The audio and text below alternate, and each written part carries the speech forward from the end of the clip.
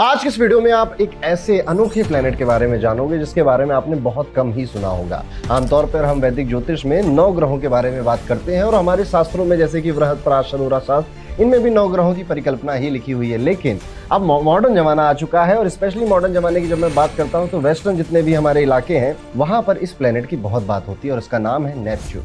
आज हम जानेंगे कि आपकी कुंडली में नेपच्यून किस तरह से काम करता है और किस तरह से आपको रिजल्ट देता है। नेपच्यून की अगर आप साइकिल देखोगे तो ये पूरे जो 12 राशियों का चक्कर है ना, वो लगभग 165 सालों में पूरा करता है। अगर इसको आप कंपेयर करो तो हमारे सिस्टम में शनि ग्रह सबसे ज्यादा समय लेते हैं, जो कि 30 साल का समय है। नेपच्यून उससे भी ज्यादा वक्त ले रहा है एक पूरा चक्कर काटने में।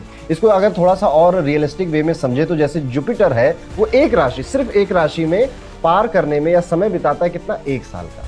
वहीं पर शनि महाराज जो सबसे ज्यादा अभी तक हम जानते हैं कि एक राशि में 2.5 साल के तकरीबन का समय बिताते हैं। वहीं पर जो नेपच्यून प्लेनेट है, जब वो एक राशि में आता है तो 13-14 साल तक आराम से वहीं पे रहता है और फिर जाकर अपनी राशि बदलता है। तो बड़ा ही अतरंगी प्लेनेट है, कई सारी चीजें इससे जुड़ी हुई है और आज के इस वीडियो में हम यही जानने वाले हैं कि आपकी कुंडली में नेपच्यून कहां पर बैठा है, उससे आपकी लाइफ पर कैसा इफेक्ट पड़ रहा है। और वो सारी चीजें आप रिलेट भी करेंगे और कॉमेंट में मुझे बताएंगे भी कि हाँ, आज आपने नेपच्यून के बारे में भी जाना। इससे पहले मैंने जुपिटर के बारे में, केतु के बारे में, राहु उनके बारे में बात करने से पहले हमें यह समझना होगा कि इसके एट्रीब्यूट्स क्या हैं। जैसे जब हम जुपिटर की बात करते हैं तो कहते हैं नॉलेज का प्लेनेट है, इसकी जहां दृष्टि जाती है वहां ब्लेसिंग आती है, ये जहां पर भी बैठ जाता है वहां पर थोड़ा सा दबा देता है उस हाउस के रिजल्ट को। शनि की बात करते हैं तो जहां पर भी बैठेंगे दुख दर्द देंगे। मंगल की बात करते हैं तो जहां बैठेंगे वहां पे आपकी एनर्जी जाएगी, आपका उतावलापन वहां पर आ जाएगा। मून में कहते हैं कि वहां पर मन लगेगा, मरकुरी में कहते हैं कि वहां पर आप इंजॉय करेंगे। ऐसे हम हर प्लेनेट की कुछ एट्रीब्यूट्स को समझते हैं मोटे मोटे तरीके से। लेकिन नेपच्यून, क्योंकि ये बहुत सारे लोगों में से आपके लिए नया एक सब्जेक्ट होने वाला है,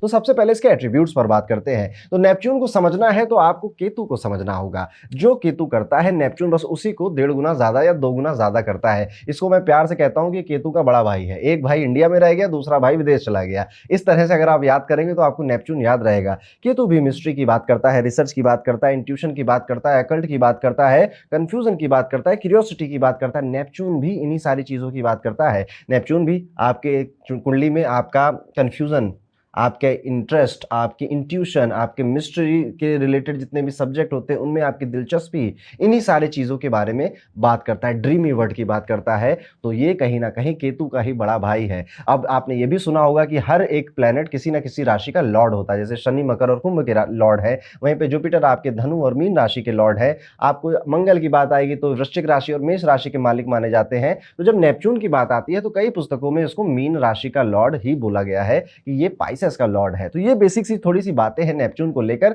लेकिन मजा तो आएगा कि मेरी कुंडली में नेपच्यून क्या कर रहा है। सबसे पहले तो एक बेसिक सा समझ लीजिए कि आपकी कुंडली कुछ इस तरह से दिखती है, आपकी स्क्रीन पर दिख रहा होगा। यहां पर 12 हाउसेस होते हैं। 12 हाउसेस में हर हाउस फिक्स होता है। फर्स्ट हाउस यही है, 7th हाउस यही है, 12th हाउस यही है, और इस तरह से आप सारे डब्बों में एक नंबरिंग देख रहे होंगे। आपको बस अपनी जन्म कुंडली निकाल लेनी है, जो कि आप हॉरोकॉस्मो ऐप से निकाल सकते हैं या किसी भी ऑनलाइन फ्री सॉफ्टवेयर से अपनी जन्म पत्री, अपनी जन्म कुंडली निकाल सकते हैं। और वहां पर आपको ऐसी जन्म पत्री निकालनी है जिसमें नेपच्यून लिखा हो। नेपच्यून कैसे लिखा होगा? या तो NE लिखा होगा या फिर हिंदी में ने लिखा होगा। तो बस ये आपको अगर कहीं मिल जा रहा है किसी भी सॉफ्टवेयर में तो आप उस सॉफ्टवेयर का यूज कर सकते हैं। और कमेंट करके बताइए कि आपका नेपच्यून किस हाउस में बैठा हुआ है। जैसे अगर मैं अपनी कुंडली देखूं तो यहां पर मेरी कुंडली में नेपच्यून 12th हाउस में बैठा हुआ नजर आता है, 12वें घर में बैठा हुआ दिखाई देता है। अब समझ गए? आई होप यहां तक सब क्लियर हो गया होगा।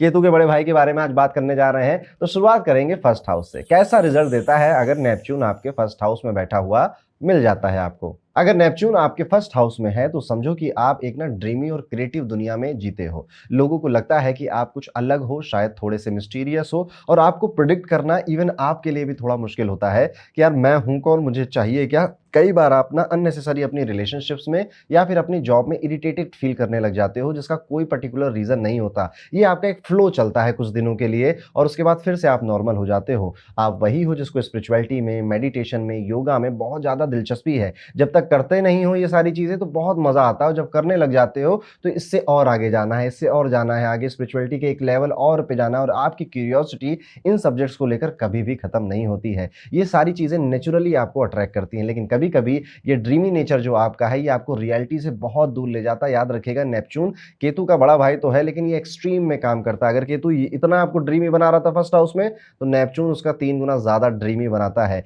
ऐसे लोग अपने दिमाग में एक कह सकता हूँ कि अपने दिमाग में रिलेशनशिप्स में रहते हैं, अपने दिमाग में एक जॉब कर रहे होते हैं, अपने दिमाग में बिजनेस कर रहे होते हैं, अपने दिमाग में एक अलग अल्टरनेटिव रियलिटी में जी रहे होते हैं और बार बार ये ना उससे अपनी असली रियलिटी में कंपेयर करते हैं। फॉर एग्जाम्पल, अगर इस व्यक्ति की शादी हो गई है, मैरिज हो गई है ना, तो उसके माइंड में एक चल रहा है कि मैरिज तो ऐसी होती है, लवी डवी सी, और हर दिन पिंकिश पिंकिश होता है, बटरफ्लाई उड़ रहे होते हैं, लेकिन रियल लाइफ हर किसी की ऐसी नहीं होती है, डिफरेंट होती है। तो ये जो कॉन्फ्लिक्ट होता है, इससे ये व्यक्ति परेशान हो सकता है। मेरे एक दोस्त हैं जिसके फर्स्ट हाउस में नेपच्यून है, वो बचपन से ही पेंटिंग और पोएट्री में बहुत ज़्यादा, अचानक से उनका इंटरेस्ट बचपन में ही आ गया था और बचपन से ही बहुत ज़्यादा अच्छे अमेजिंग काम करते हैं, लेकिन प्रैक्टिकली कुछ काम करने में उनको कन्फ्यूजन हो जाती है। जो भी रियल वर्ल्ड की समस्याएं होती हैं ना, उनमें उनको प्रॉब्लम हो जाती है। तो फर्स्ट हाउस में जब नेपच्यून आता है तो यही होता है कि आप ना जो रियल वर्ल्ड की प्रॉब्लम्स है, जो दुनियादारी की समझ होती है, ये उतनी, जो स्ट्रीट स्मार्ट वर्ल्ड नहीं कहते आप लोग, ये वो स्ट्रीट स्मार्ट नहीं बन पाते, क्योंकि इनको ना इनके दिमाग में एक अलग दुनिया चल रही होती है। ये वही लोग हैं जो रोजाना अपने जो छोटे मोटे आइटम्स हैं उसे मिसप्लेस भी कर देते हैं, और चाबी कहाँ रखी थी, वॉलेट कहाँ रखा था, वो मेरे कपड़े कहाँ रखे थे, ये सारी चीजें भूल भी जाते हैं। पर यही फर्स्ट हाउस का नेपच्यून अगर आप सही से यूज करते हैं तो आपकी इंट्यूशन बहुत ग्रेट बना देता है, बहुत ज्यादा बेहतर चीजें आपको, मतलब कहने की जरूरत नहीं है, आपको पता चल जाता है कि होने क्या वाला है। नेपच्यून फर्स्ट हाउस में ना आपको एक सुपर पावर देता है। अगर आप ना किसी भी व्यक्ति से बात कर रहे हो या कोई डिसीजन लेना है आपको, तो आपके आसपास ही कोई ऐसी घटना हो जाएगी जो कि आपको उसका आंसर दे देगी। फॉर एग्जाम्पल, कोई आया आपके पास और कह रहा है कि यार मुझे ना 5,000 रुपये उधार दे दो, और आप ऐसे चाय से बात कर रहे थे, चाय का कप आपने रखा और वो गिर गया ना, यानी कि यार इसका काम नहीं करना है आपको। वहीं पर आपको कोई व्यक्ति आपसे कह रहा था कि यार मेरी जॉब लगाने में हेल्प कर दो, कोई आया और आपको मिठाई खिलाने लग गया। तो ये सारे सिग्नल्स आपको मिलते हैं, यही इंट्यूशन की तरह काम करते हैं। तो अगर आपका नेपच्यून फर्स्ट हाउस में है तो आपने निमित्त पे, निमित्त मतलब आसपास क्या हो रहा है वो आपका आंसर दे रहा है आपको कि यार, फॉर एग्जांपल आप अपनी गर्लफ्रेंड से बातें कर रहे हो या किसी भी नई लड़की से, लड़के से बातें कर रहे हो, और आपको ना बहुत ज्यादा पढ़ने में भी इंटरेस्ट आ रहा है, या जब जब आप पढ़ते हो तब तब आप बातें करते हो। ये सब क्या है कि ये व्यक्ति जब लाइफ में आएगा तो आपकी एजुकेशन बढ़ेगी, आप अपने नॉलेज पे काम करोगे। जब जब या आप किसी व्यक्ति से बात करते हो, घर में मम्मी का झगड़ा हो जाता है या मम्मी की तबीयत खराब हो जाती है, और ये दोनों चीजें साइमल्टेनियसली हो रही हैं आपके साथ, ये भी चीज आपको समझनी चाहिए कि ओह, यानी कि ये व्यक्ति अगर मेरी जिंदगी में आएगा तो मेरे घर में या मेरी लाइफ में झगड़े ज्यादा हो सकते हैं। नेपच्यून फर्स्ट हाउस की ये सुपर पावर है, लेकिन हर कोई इसको यूज नहीं कर सकता अनलेस अनटिल वो किसी ना किसी तरह की मेडिटेशन एक्टिविटी में इन्वॉल्व ना हो। तो ये था नेपच्यून फर्स्ट हाउस। आगे बढ़ेंगे, बात करेंगे अगर नेपच्यून आपके सेकंड हाउस में आ जाता है। सेकंड हाउस में अगर नेपच्यून है तो पैसे और सेविंग्स का डिपार्टमेंट थोड़ा सा कंफ्यूजिंग हो सकता है। आप ना कभी कभी आपका मन करेगा यार सेविंग्स ही सब कुछ है, पैसा बटोर लेता हूं, थोड़ा सा गोल्ड में, थोड़ा इक्विटी म्यूचुअल फंड में लगा देता हूं, थोड़ा सीखता हूं कैसे इन्वेस्टमेंट की जाती है।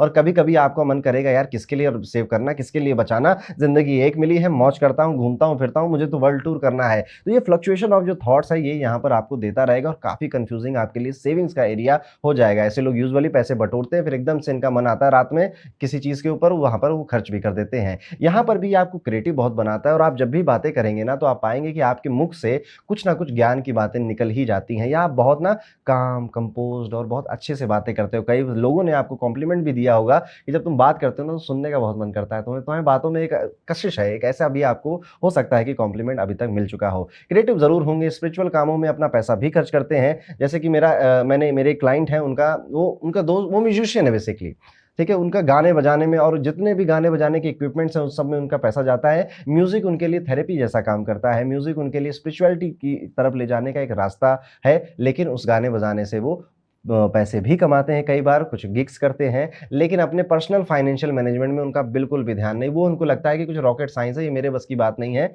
इस तरह से वो काम करते हैं। दूसरा, अगर मैं कहूँ कि अगर आपका नेपच्यून सेकंड हाउस में है तो जेनरॉसिटी आपके अंदर बहुत ज़्यादा होती है, लेकिन कभी कभी लोग इसका फायदा भी उठा सकते हैं, तो सावधान रहिएगा। सेविंग्स और बजटिंग में प्रैक्टिकल होना है आपको ज़रूरी है। और हाँ देखिए, हर कोई ना व्यक्ति हर चीज़ की ज्ञान नहीं रख सकता, इंटरेस्ट भी नहीं रख सकता, तो अपने आसपास के लोगों पर को ये बात बता दीजिए, अपनी वाइफ को, अपने हस्बैंड को, मम्मी पापा को बता दीजिए कि मम्मी आप संभालो मेरा पैसा, या वाइफ आप संभालो मेरा पैसा। डेली हैबिट्स में ये लोग ना पैसे गिनने की जगह सपने में गिनने लग जाते हैं, और सपने देखते हैं कि अचानक से ना कुछ ऐसे काम सक्सेसफुल हो गए। ड्रीमी है ना बहुत नेपच्यून, तो आप सपनों में पैसों के बारे में सोचते हो, या सपनों में आप अपने आप को देखते हो कि लैम्बोर्गिनी से उतर रहे हैं, फरारी से उतर रहे हैं, एक अपने जूतों के कलर से अपनी गाड़ी का रंग बदल रहे हैं, इस तरह के भी नेचर आपके अंदर होता है। तो ये था सेकंड हाउस का नेपच्यून। आपने कितनी बातों से रिलेट किया कमेंट करके जरूर बताइएगा। अभी अगर नेपच्यून आपके तीसरे घर में आ जाता है, थर्ड हाउस में आ जाता है, आपके कम्युनिकेशन कम्युनिकेशन में क्रिएटिविटी आ जाती है, इमेजिनेशन की पावर आपके अंदर भरपूर है, आपको ना बस खाली छोड़ने की देरी है। ऐसे व्यक्ति जब खाली रहने लग जाते हैं ना, तो इनकी क्रिएटिविटी, इनकी इमेजिनेशन पावर बड़े से बड़े आइडिया लेकर आती है। लेकिन आमतौर पे मैंने देखा है नेपच्यून थर्ड हाउस वाले इस पावर को समझ नहीं पाते या कभी भी इसको भरपूर मज़ा नहीं उठा पाते, क्योंकि वो कहीं न कहीं व्यस्त बहुत रहते हैं, बिज़ी बहुत रहते हैं और उनकी क्रिएटिविटी या इमेजिनेशन पावर को फ्लरिश होने के लिए ग्राउंड नहीं मिलता है। यहाँ पर कई सारे ने ये राइटिंग का भी हाउस है ना, तो कई सारे नेपच्यून थर्ड हाउस वाले अच्छे राइटर भी होते हैं या अच्छी कविताएँ भी लिखते हैं, अच्छी स्टोरीज़ भी लिखते हैं। ये जादू आपके अंदर होता ही होता है। बस वही मैंने क्या कहा, आपको ना फुर्सत चाहिए, फुर्सत में ये सारी क्रिएटिविटी बाहर निकल कर आती है। या फिर आप कभी सोचना, जब आप गाड़ी से जाते हो और गाड़ी से शीशे के बाहर आपने सर निकाला हुआ है, तो कैसे थॉट्स आते हैं आपके मन में, किस तरह की क्रिएटिविटी आपके मन में आती है। आपके कन्वर्सेशन थोड़े से अनक्लियर और मिसअंडरस्टैंडिंग हो सकते हैं, जो कि कॉमन मैन शायद ना समझ पाएँ, क्योंकि ये लोग एक बात से दूसरी बात पे बहुत जल्दी जंप कर जाते हैं और चीज़ों को रिलेट बहुत फास्ट-फास्ट करते हैं। इधर से उधर, उधर से उधर, मतलब स्पेस में बोलते हैं कि सामने वाले को लगे कि कहने क्या चाहते हो भाई, वाला मीम नहीं देखा आपने? थ्री इडियट का, वही वाली बात हो जाती है सामने वालों के लिए। स्कूल हो या फिर कॉलेज हो, प्रैक्टिकल सब्जेक्ट्स में कॉन्संट्रेट करने में मुश्किल थोड़ा-सा फेस करते हैं। शॉर्ट ट्रैवल्स में हमेशा ऐसी जगह पे गलती से या फिर बाय इंटरेस्ट स्पिरिचुअल पर्पस से पहुँच ही जाते हैं और ये हमेशा वियर्ड तरीके से जुड़े भी रहते हैं स्पिरिचुअल पर्पस से। फ़ोन उठाना भूल जाते हैं, कई बार मैसेज का रिप्लाई बहुत लेट करते हैं और बहुत बार ना कन्वर्सेशन जैसे किसी व्यक्ति के साथ हो रही है ना, तो ये पूरी फ्यूचर की कन्वर्सेशन देख लेते हैं कि अच्छा अब ये बोलेगा, उसके बाद मैं ये बोलूँगा, उसके बाद ये बोलेगा और ये वाली बात पे ये इसको दुखी हो जाएगा। तो पूरी फ्यूचर की कन्वर्सेशन भी अपने दिमाग में ये कर जाते हैं। अगर आप ऐसे नहीं आपको लगता है, तो आप अपने सिबलिंग्स को देखिएगा, कोई ना कोई आपका सिबलिंग इन्हीं सारी कैरेक्टरिस्टिक्स को फॉलो कर रहा होगा। तो ये था नेपच्यून थर्ड हाउस। कमेंट करके बताइएगा कितनी बातों से आपने रिलेट किया। वीडियो में आगे बढ़ेंगे और बात करेंगे नेपच्यून अगर फोर्थ हाउस में आ जाता है। आपका अगर फोर्थ हाउस में आया है, तो आपके घर में पूजा पाठ बहुत होगी या मेडिटेशन या स्पिरिचुअलिटी की बातें बहुत होंगी, या तो माताजी ऐसी होंगी, कर रही होंगी। आपके घर का एनवायरनमेंट किसी तरह से स्पिरिचुअल वे में, पीसफुल वे में जाएगा। इवन कई बार तो ऐसा भी हो जाता है कि ऐसे लोगों के घरों में लोग घर से बाहर ही नहीं निकलते। कई सारे दिन निकल जाते हैं, वो एक फर्स्ट फ्लोर पे रह रहे हैं तो फर्स्ट फ्लोर पे रह रहे हैं। आजकल ज़माना भी ऐसा आ गया है कि सारा सामान घर तक पहुँच ही जाता है। तो ऐसे लोगों का घर का एनवायरनमेंट भी ऐसा होता है ना कि लोगों को समझ नहीं आता, सोसाइटी को समझ में नहीं आता। इनके घर से तो कोई काम ही करने नहीं निकलता,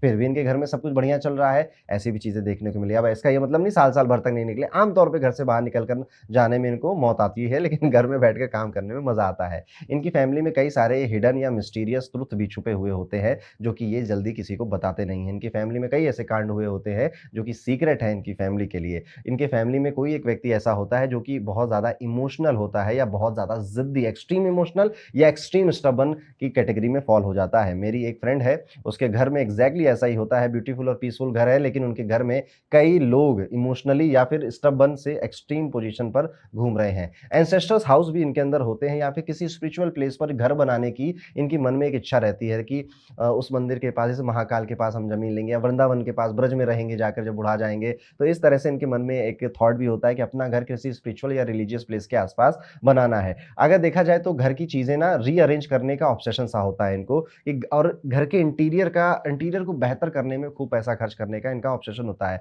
और एक हद के बाद तो ये इंटीरियर खुद ही करने लग जाते हैं कि ये पर्दे ऐसे रखेंगे या फिर वो वाला जो घर देखा था ना, उस घर जैसा यहाँ पर हम अपना इंटीरियर बनाएँगे। अपनी मदर से ऑब्सेसली बहुत प्रेम करते हैं, मतलब ऑब्सेशन होता है मम्मी के लिए। मम्मी को चार धाम की यात्रा करानी है, मम्मी को वर्ल्ड टूर कराना है, मम्मी के लिए सब कुछ करना है, मम्मी को बेहतर ज़िंदगी देनी है। तो अपनी माताजी से बहुत ज़्यादा ये कनेक्टेड फ़ील करते हैं और बहुत ज़्यादा लग्ज़री कम्फ़र्ट में का शौक रखते हैं, पर खुद उसको उतना, मैं क्या कहूँ कि उसका मज़ा नहीं उठा पाते। मतलब घर में है, लग्ज़री कम्फ़र्ट है, मसाजिंग चेयर भी है, लेकिन उसका मज़ा उठाने की फ़ुर्सत नहीं है, वक़्त नहीं है। ऐसे भी देखा गया है अगर आपका नेपच्यून फोर्थ हाउस में है। कितनी बातों से आपने रिलेट किया, कमेंट करके ज़रूर बताइएगा। आगे बढ़ते हैं, नेपच्यून को फिफ्थ हाउस में लेकर चलते हैं। तो अगर 5वें घर में आपका नेपच्यून आ गया, तो रोमांस फ़िल्मी स्टाइल में होता है। आप लव में आइडियलिज़्म की तलाश कर रहे होते हैं कि प्यार होना तो राधा कृष्ण जैसा हो, वरना हो ही ना। इतने स्टेक या इतना आपका आइडियलिज़्म हाई होता है कि कई बार शादी करना आपके लिए बड़ी मुश्किल हो जाता है, क्योंकि आपको न जाने कौन सा मुंडा कुकड़ू कमाल का चाहिए जो मिल ही नहीं रहा है, और आपके घर वाले भी परेशान हो जाएंगे। इवन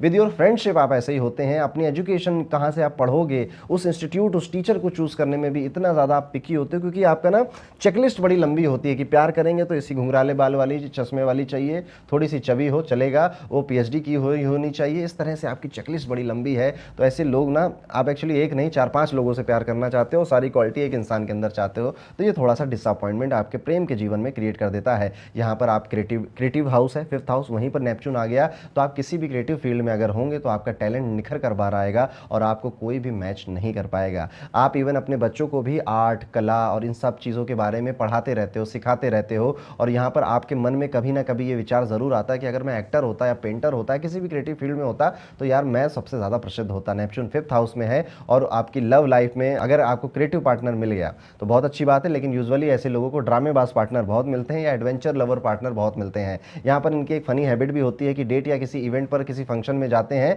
तो लेट ज़रूर होते हैं क्योंकि तैयार होने में वक्त ज़्यादा लग जाता है। तो ये है नेपच्यून 5th हाउस। आपने रिलेट किया हो तो कमेंट करके ज़रूर बताइएगा। आगे बढ़ते हैं वीडियो में, बात करते हैं अगर आपका नेपच्यून 6ठे घर में आ गया है, 6th हाउस में आ गया है, हेल्थ और रूटीन लाइफ आपकी अनप्रेडिक्टेबल हो जाती है। अब आपका कभी 1 बजे सो रहे हैं, कभी सुबह 5 बजे सो रहे हैं, कभी 6 बजे से उठकर एकदम से काम करने में लग गए हैं और कभी तो दिन के 2 बजे दिन की शुरुआत हो रही है। तो बड़ी अनप्रेडिक्टेबल आपकी रूटीन लाइफ होती है और इसी तरह से आपका हेल्थ का जो स्टेटस है, कभी कभी बहुत एनर्जेटिक फील करेंगे, कभी एकदम से डाउन, कभी फिर से जोशीले हो जाते हैं।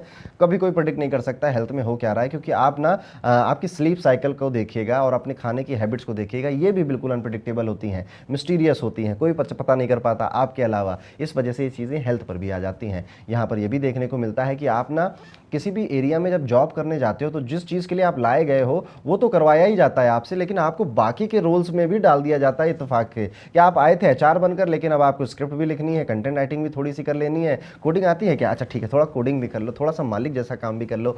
कई तरह के जॉब रोल में आप अपना काम निकालने लग जाते हैं। ऐसा भी देखा गया है कि एक जॉब में या एक तरह की जॉब, चलो एक प्रोफाइल एक हो सकता है, पर काम करने का तरीके आपके बहुत अलग अलग होते हैं क्योंकि आपकी विद्या या आपकी स्किल हर तरह के काम में यूज़ हो जाती है और ये आपके जो बॉस या मैनेजर हैं वो समझ जाते हैं, फिर वो उसका यूज़ करते हैं। यहाँ पर आपके हीलर बनने का बहुत अच्छा चांस होता है। इवन अगर आप नेपच्यून 6th हाउस लेकर बैठे हैं, आप किसी के साथ बैठकर बातें करके उसे सिंपल एडवाइस भी दे देते हो ना, उस व्यक्ति का काम बन जाता है। ऐसे लोग एस्ट्रोलॉजर भी बहुत अच्छे बनते हैं या किसी भी तरह से अगर हीलिंग इंडस्ट्री में आ गए हैं तो बहुत अच्छा काम करते हैं। गजब के पेट लवर होते हैं, बहुत ज़्यादा इन्हें जानवरों से प्यार होता है और जानवरों से एक इंट्यूटिव कनेक्शन भी इनको कई बार फील होता है कि जैसे कि मेरा डॉग मुझसे बातें करता है, या वो उसकी हरकतों से, उसकी पूंछ से, उसके फेशियल एक्सप्रेशन से, अपने पेट के, ये समझ जाते हैं कि इसको अभी इस वक्त क्या चाहिए। लेकिन आपके बॉडी में आप देखना कि विटामिन की कमी आमतौर पे देखने को मिलती है और कहीं ना कहीं अभी अगर आपको लगता नहीं ऐसा तो नहीं है, चेक कराओ, कुछ ना कुछ जरूर निकल कर आएगा। दवाई खाना बिल्कुल पसंद नहीं है और इनको ऐसा लगता है कि कोई डिवाइन पावर है जो इनको हील कर देगी, इनको बिल्कुल पूरी तरह से ठीक कर देगी। दवाइयों से बहुत परहेज होता है इनको, और अगर दवाई करना भी चाहते हैं तो किसी तरह की औषधि हो, हर्बल चीज़ हो, कोई आयुर्वेद हो, इस तरह की चीज़ में यकीन करते हैं। तो यह है नेपच्यून 6th हाउस में कैसे काम करता है। अब हम वीडियो में आगे बढ़ेंगे और बात करेंगे नेपच्यून के 7th हाउस में। जब नेपच्यून 7th हाउस में चला जाता है तो रिलेशनशिप, वही जो मैंने पहले एग्जांपल दिया कि एक रिलेशनशिप आपके माइंड में चल रही होती है कि आइडियलिस्टिक या ड्रीमी लाइफ, मेरी मैरिड लाइफ ऐसी ही होगी, और एक्चुअल में आपको उसका टोटल अपोजिट मिला हुआ होता है। तो कई बार अपने पार्टनर से तुम मुझे प्यार नहीं करते, समय नहीं देते, तुम ऐसे नहीं हो, तुम वैसे नहीं हो, इस तरह से आप झगड़ा लड़ाई कर सकते हैं। लेकिन ये ऐसे पार्टनर है ना कि जिनको आप कह सकते हो ना कि इनके लिए इनका स्पाउस ही सब कुछ हो जाता है। एक बार इनकी शादी करा दो या एक बार इनको प्यार हो जाए ना, फिर ये अपनी हैबिट्स, अपनी हॉबीज, अपनी खुशियां भूल जाते हैं और पार्टनर की हैबिट्स क्या हैं, हॉबी क्या है, खुशियां क्या है, वो सारा इनको याद रहता है। एक स्पिरिचुअल पार्टनर की तलाश होती है या फिर एक आर्टिस्टिक पार्टनर की तलाश होती है। इनको नॉर्मल व्यक्ति नहीं समझ में आते हैं। कोई व्यक्ति जो अपने फील्ड में कुछ एक्सेप्शनल काम कर रहा हो उसकी तरफ ये बहुत जल्दी अट्रैक्ट हो जाते हैं क्योंकि इनको लगता है यार ये कितना होशियार है, कितना बुद्धिमान आदमी है, मुझे इसके साथ रहना है। तो इनको ना इंसान की विजडम या जिसे हम कहेंगे एक्सीलेंस या ब्रिलियंसी जो है वो अट्रैक्ट ज़्यादा करती है। और लेकिन फिर मैंने वही कहूँगा कि अपने आप को भुला देते हैं, अपनी हैबिट्स को भुला देते हैं, जिस वजह से ये अपनी मैरिज में प्रॉब्लम फेस करते हैं। मिसअंडरस्टैंडिंग और कन्फ्यूजन बहुत हो जाती है। इनको भी कई बार नहीं पता चलता है कि इनको कैसा चाहिए मैरिज पार्टनर, किस तरह से इनकी एक परफेक्ट मैरिज ये चला सकते हैं। तो कई बार उसमें कन्फ्यूज भी बहुत ज़्यादा हो जाते हैं। एक बार ऐसा हुआ कि एक म्यूजिशियन से शादी की, ये सोचकर कि यार कितना अच्छा गाना बजा रहा है, और उनका रिलेशनशिप काफ़ी स्पिरिचुअल और क्रिएटिव भी चला, इनरिचिंग भी था, पर बाउंड्रीज और रिस्पॉन्सिबिलिटीज़ बिल्कुल अनक्लियर रहती थी कि तुम किसी और से बात करोगे या नहीं करोगे। तो कई बार क्या होता है ना कि ये किसी एक चीज़ को देखकर अट्रैक्ट हो जाते हैं, लेकिन ज़िंदगी चलानी है अगर किसी के साथ तो कुछ चीज़ों में कॉम्प्रोमाइज़ करना पड़ता है, लेकिन कुछ चीज़ों में बिल्कुल कॉम्प्रोमाइज़ नहीं करना पड़ता। इसीलिए जब मैं कहता हूँ कि अगर आप कभी शादी कर रहे हो ना, मैरिज कर रहे हो, तो खूब बातें करिए अपने पार्टनर से और बहुत सारी चीज़ें अभी क्लियर कर लीजिए कि आपको क्या चाहिए क्या नहीं चाहिए। इस उम्मीद में मत रहिएगा कि फ्यूचर में सब सही हो जाएगा। वो आज तक नहीं सही हुआ, वो आज 2 बजे सोकर उठ रहा है तो आगे भी 2 बजे सोकर ही उठेगा। आप अगर एक्सपेक्ट करोगे 6 बजे उठ जाए तो थोड़ा मुश्किल हो जाता है। रिलेशनशिप एडवाइस सबको देते हैं और खुद की ही नहीं अच्छी चलती है, ये एक कॉमन बात इनके अंदर देखने को मिली है। तो अगर आपका नेपच्यून 7th हाउस में है तो कॉमेंट करके ज़रूर बताइएगा। आगे बढ़ते हैं, बात करते हैं नेपच्यून अगर 8th हाउस में आ जाता है तो आप अकल्ट, मिस्टिसिज्म, स्पिरिचुअलिटी में बहुत ज़्यादा डीपली इंटरेस्टेड हो ही जाएंगे। नहीं है तो हो ही जाएंगे। आप ऐसे ये वीडियो देख रहे हैं तो ये उसका एक लक्षण है कि आप एस्ट्रोलॉजी में आ ही रहे हैं। लाइफ में स्पिरिचुअल एक्सपीरियंसेस या साइकिक ड्रीम्स इनके लिए बहुत कॉमन होते हैं। इनके सपने सच्चाई में बदल जाते हैं और इनके सपनों में हमेशा आने वाले फ्यूचर की कुछ ना कुछ हिंट मिलती रहती है। ऐसे लोगों को आत्माएं दिखती हैं, रूह दिखती है, भूत प्रेत दिखता है। ऐसी भी कई सारी स्टोरीज सुनने को मिलती हैं कि नेपच्यून 8th हाउस वाला बड़ा ही मिस्टिकल आदमी होता है। कई बार ये कहते हैं मेरे घर में कुछ हिल रहा है, मेरे घर में कोई और भी रहता है मेरे अलावा। ऐसी भी चीज़ें इनको देखने को मिलती है। फाइनेंशियल मैटर्स आपके लिए नहीं है। फाइनेंसेस संभालना, पैसे से पैसा बनाना, इन सारी चीज़ें ये पता नहीं क्यों आपको नहीं समझ में आती हैं। तो कोई बेटर फ्रेंड हो, स्पाउस हो या फैमिली में कोई हो तो उससे आप ये अपने फाइनेंसेस बैलेंस करवाएं, ज़्यादा बेहतर है। इनको ये भी देखने को मिलता है कि लाइफ में एक बार इमोशनली बहुत बड़ा एक ब्रेकडाउन होता है, उसके बाद ये टोटली ट्रांसफॉर्म हो जाते हैं और अपने आप को पूरी तरह से बदल लेते हैं। एक वियर्ड हैबिट भी होती है इनकी कि किसी भी चीज़ पर काम कर रहे हैं तो इतना डीप में घुस जाते हैं कि बाल की खाल निकालने वाली इनकी आदत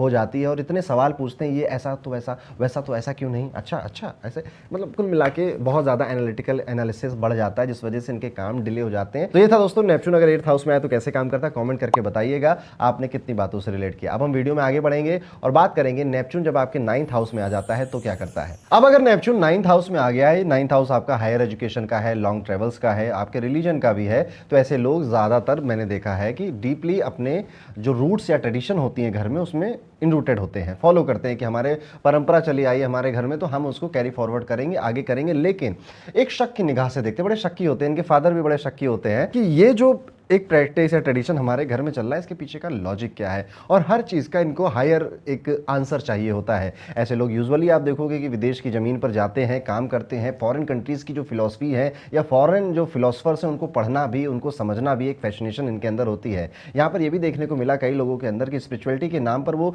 रैंडमली कई जगहों की ट्रिप करते हैं। उनको ऐसा लगता है कि घूमने से, नई जगहों पर जाने से इंसान ज़्यादा सीखता है। ये भी फिलॉसफी इनके अंदर कहीं ना कहीं काम कर रही होती है। लास्ट मिनट पे प्लान कैंसिल करने वाले भी यही लोग हैं, क्योंकि एकदम से बड़े मूडी बन जाते हैं कि नहीं, मुझे ना फीलिंग अच्छी नहीं आ रही कि मुझे यहाँ पे ट्रैवल करना चाहिए, मुझे ना फीलिंग अच्छी नहीं आ रही कि आज लड़की देखने जाना चाहिए, लड़का देखने जाना चाहिए, आज ऑफिस जाना चाहिए। तो लास्ट मिनट पर जो प्लान कैंसिल कर देते हैं वो भी यही 9th हाउस नेपच्यून वाले ही होते हैं।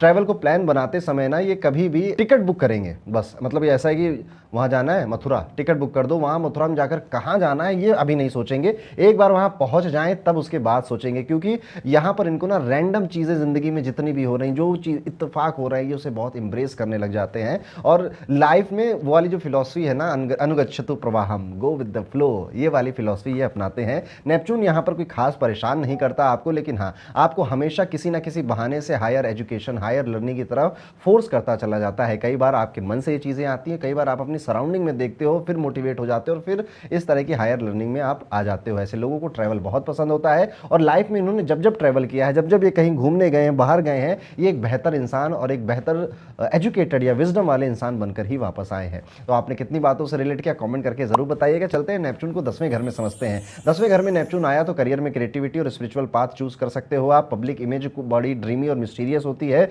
कोई ये नहीं कह सकता ना कि मैं इस इंसान को ना मैं अंदर से बाहर पूरा जानता हूं, आपके बारे में कोई ये नहीं कह सकता, क्योंकि आप कब क्या करोगे, कब एकदम से आप अपने पूरा प्रोफेशन चेंज कर दोगे, जॉब चेंज कर दोगे। और इवन आप ऐसा भी देखोगे ना कि आप हो आईटी के करियर में हो, आप डेवलपर, सॉफ्टवेयर डेवलपर और ज्योतिष भी सीख रहे हो, मतलब कोई संबंध है नहीं इन दो चीज़ों का आपस में। या फिर आप किसी भी तरह से फोटोग्राफर हो या फिर आप एक फिल्म मेकर हो और उसके बाद आप साधना भी कर रहे हो, उसके बारे में भी सीखना आपको पसंद है। तो बड़े कॉन्ट्रास्टिंग दो सब्जेक्ट्स के ऊपर एक बार में सीख रहे होते हैं और एक बार में उसके ऊपर कमांड बना रहे होते हैं। कभी कभी प्रोफेशनल लाइफ में करना क्या है इसको लेकर भी कंफ्यूजन हो जाती है। लेकिन इत्तेफाक से ये भी देखा गया है कि अगर नेपच्यून 10वें घर में है तो आपको जहां पहुंचना है, जहां पर आपकी जरूरत है, जहां पर आपको होना चाहिए था, आपकी डेस्टिनी आपको घुमा फिराकर वहां पर पहुंचा देती है। और आप देखिएगा, आप जहां पर अभी काम कर रहे हैं, आपने शायद वो प्लान नहीं किया था कि मैं यहां पर आऊंगा, लेकिन इत्तेफाक से, गलती से, यूनिवर्स की साजिश का शिकार होकर आप वहां पर चले आए। यहां पर एक मेरे क्लाइंट हैं जो कि फोटोग्राफर है, और उनका नेपच्यून भी 10वें घर में है, और उनका काम मतलब ऐसा लगता है कि बड़े दिल से काम किया गया है। तो ऐसे लोग जब भी किसी काम में अपनी आत्मा झोंक देते हैं ना, तो एक मास्टरपीस निकलकर बाहर आ जाता है। और ऐसे लोगों को जब जब फुर्सत दी गई है, या फिर जब जब इन्होंने दिल से कोई काम किया है, वो सच में मास्टरपीस बन भी जाता है। लेकिन वही बात है ना कि एक अच्छी पावर मिली है, तो एक थोड़ा सा कंफ्यूजन भी यहाँ पर है कि करना क्या है, लाइफ में जाना कहाँ है, पर्पस तलाशते रहते हैं, मेरी ज़िंदगी का पर्पस क्या है। तो इस तरह से लाइफ इनकी गुजरती रहती है। बहुत ज़्यादा मदर इन लॉ की हेल्थ अच्छी नहीं होती, या मदर इन लॉ के साथ रिलेशनशिप्स बहुत बेहतर नहीं होती इनकी, ये भी देखने को यहाँ पर मिलता है। मीटिंग्स में नोट्स बनाना भूल जाते हैं। ये नोट्स मतलब इनके ऐसे होते हैं कि शायद ये सिर्फ यही समझेंगे या फिर भगवान जी समझेंगे, और कोई इनके नोट्स, इनकी राइटिंग नहीं समझ पाएगा। बहुत ज़्यादा स्ट्रक्चर में काम करने वाली हैबिट नहीं होती है, थोड़ा सा अब्स्ट्रैक्ट वे में काम करते हैं, शायद वही इनके लिए इनका स्ट्रक्चर है। लेकिन जो नॉर्मली लोग कहते हैं ना कि स्ट्रक्चर में काम करो, एक के बाद एक चीज़ें लिखो, ये करो, फ्लो चार्ट बनाओ, इस पर ये ज़्यादा यकीन नहीं करते। ये थोड़े से अलग किस्म के लोग हैं, जिनका काम करने का तरीका थोड़ा सा वियर्ड है, अलग है, अनोखा है, और आराम पसंद भी आपको बहुत मिलेंगे ना। कि अगर ये काम 1 घंटे में हो सकता है, तो दुनिया को कहेंगे 5 घंटे में होगा, पर 1 घंटे में करके दे देंगे, और 4 घंटे रिलैक्स करेंगे, आराम करेंगे। क्योंकि इनको पता है कि ना, जितना ये खाली रहेंगे, जितना ये दिमाग दुनियादारी में नहीं लगाएंगे, उतने बेहतर आइडियाज़ लेकर आएंगे और उतना अच्छा काम करेंगे। माइंड में कंटिन्यूसली चलता रहता है कि कोई एक ऐसी फील्ड या कोई एक ऐसा काम पकड़ लेना है जिससे एक पैसिव इनकम हमेशा बनती रहे, और उसके बाद मैं ज़्यादा क्रिएटिव हो सकूँ, ज़्यादा बड़ी चीज़ों पर काम कर सकूँ। मन में एक ऐसी आवाज़ भी आती रहती है कि ये जीवन या ये जो जन्म है ना, ये छोटे कामों के लिए नहीं हुआ है, बड़े कामों के लिए हुआ है। बस क्या चाहिए इनको? फुर्सत चाहिए, इनको समय चाहिए। कई बार इनको ये फुर्सत या समय इनके डेली रूटीन की वजह से नहीं मिलता, जिस वजह से ये सारी चीजें अचीव नहीं कर पाते। आपने कितनी बातों से रिलेट किया, कमेंट कर जरूर बताइएगा। वीडियो में आगे बढ़ेंगे, बात करेंगे नेपच्यून अगर 11वें घर में चला गया। Social life creative, social life में बहुत क्रिएटिव होते हैं। दोस्तों को हंसाना, मजाक करना, मस्ती करना, पार्टी में महफिल जमा देना, ये आपका नेचर है। लेकिन एक उम्र के बाद आप अकेले हो जाते हैं, और वो उम्र है आपकी 26 से 27 की बात। उसके बाद आप अपने ऊपर ध्यान देना, अपने ऊपर काम करना।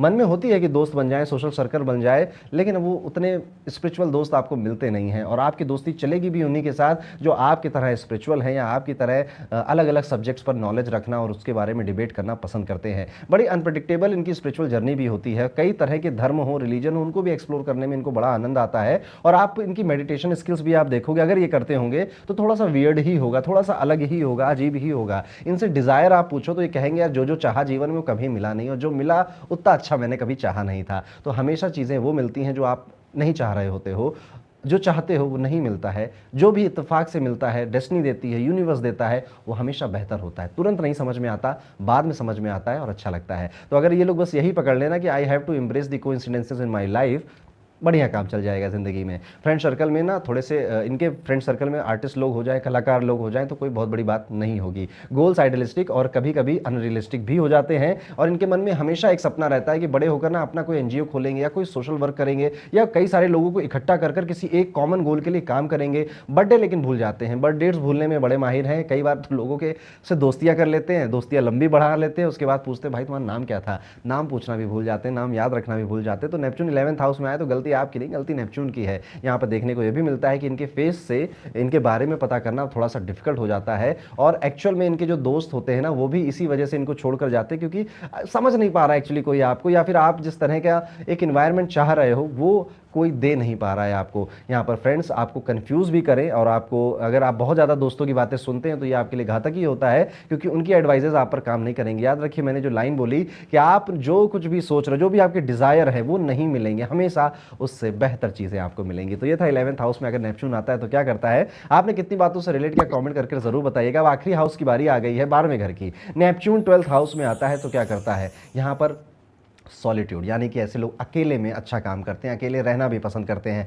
जब भी आप बहुत ज़्यादा लोगों से इंटरेक्ट करोगे, बहुत ज़्यादा लोगों से हाथ मिलाओगे, टच करोगे, तो आप ना खुद उस दिन अपनी एनर्जी को एक्सपीरियंस करिएगा कि वो बड़ी शेक हो जाती है, उतना अच्छा, उतना मज़ा आता नहीं है। तो घर पर बैठकर काम करना, वर्क फ्रॉम होम करना, एक बंद कमरे में काम करना आपको पसंद भी है और आपको सूट भी करता है। स्पिरिचुअल प्रैक्टिसेस में ना कहीं डीपली कनेक्टेड हो जाते हैं, लेकिन शुरुआत में नहीं मानते। शुरुआत में कहते हैं ये सब ढोंग है, ढकोसला है, इससे कुछ होता नहीं है। लेकिन अगर गलती से इनको कोई टीचर मिल जाए या कहीं ये पढ़ लें और उसके बाद प्रैक्टिस करने मतलब कहते हैं एक बार ट्राई जरूर करेंगे, ट्राई करते ही इन ये वो व्यक्ति ना जो मेडिटेशन करते हैं तो सबसे जल्दी इनको एक्सपीरियंसेस होने लग जाते हैं। किसी स्पिरिचुअल जगह पे जाते हैं तो सबसे जल्दी एनर्जी उसकी ग्रैब करने लग जाते हैं। साइकिक एबिलिटीज कमाल की होती हैं।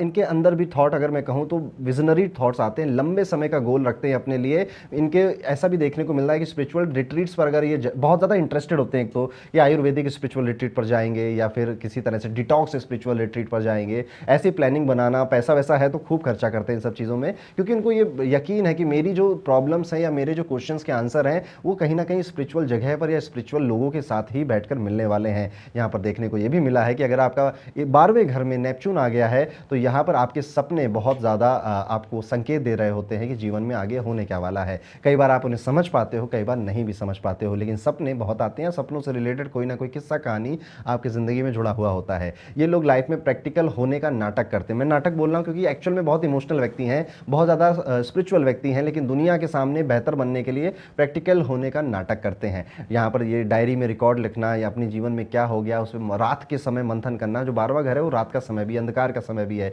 तो रात में इनका दिमाग बहुत चलता है। रात में अपने आप से सवाल पूछना, सुबह उठकर कुछ रिचुअल फॉलो करना कि हाथ जोड़े या ग्रेटिट्यूड शो किया, इन सब में भी इनको बहुत यकीन होता है। रियल लाइफ में टास्क, रियल लाइफ से एक्चुअली ये अगर मैं कहूँ तो ये पोजीशन ऐसी है कि हर वक्त मन में ऐसा रहता है ना कि रियल लाइफ से भागना है, एस्केपिज्म के मोड में रहते हैं, बहुत ज़्यादा स्ट्रेस लेने की आदत नहीं होती। तो अगर आप ऐसे लोगों को परेशान करने की या स्ट्रेस में डालने की कोशिश करोगे, ये वहाँ से स्केप कर जाएंगे। इवन इन रिलेशनशिप्स अगर कोई गर्मा गर्मी हो रही है ना तो इनके मन में यही आता है कि मूवी देखने चला जाता हूँ, दोस्तों के साथ चला जाता हूँ, कुछ नहीं तो पैदल बाहर निकल जाता हूँ।